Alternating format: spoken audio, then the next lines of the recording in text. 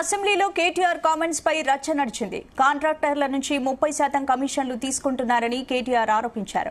కేటీఆర్ వ్యాఖ్యలపై తీవ్ర స్థాయిలో ఫైర్ అయ్యారు ఉప ముఖ్యమంత్రి బట్టి విక్రమార్క. 10 ఏళ్లు బరి తెగించి దోచుకున్నది ఎవరో తెలంగాణ ప్రజలకు తెలుసన్నారు.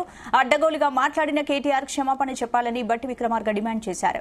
కేటీఆర్ క్షమాపణ చెప్పాలని కోరుతూ కాంగ్రెస్ సభ్యులు నినాదాలు చేయడంతో సభలో గందరగోళం తలెత్తింది. Sir the essence of democracy, దయచేసి కొత్త సభ్యులు కాంగ్రెస్ నుంచి 53 మంది ఉన్నారు.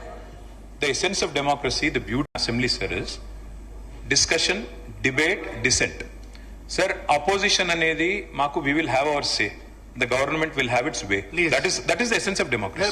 దయచేసి నేను వారిని మిమ్మల్ని కూడా కోరేది సార్, మంత్రులకి సంయమనం ఉండాలి, రిస్ట్రెయింట్ ఉండాల్సింది ట్రెజరీ బెంచెస్ కి.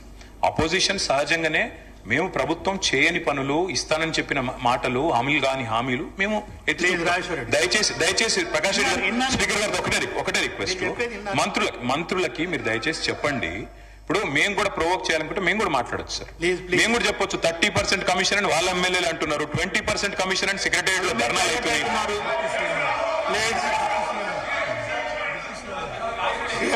డిప్యూటీ సీఎం గారు సార్, మీరు కూర్చోండి. డిప్యూటీ సీఎం గారు మాట్లాడుతున్నారు sir. Essence of the democracy, చాలా సంతోషం. కేటీఆర్ గారు లేచి చాలా గౌరవంగా మాట్లాడతాడని నేను ఊహించాను, ఓ సభ్యతగా మాట్లాడతాడని కూడా ఆశించాను.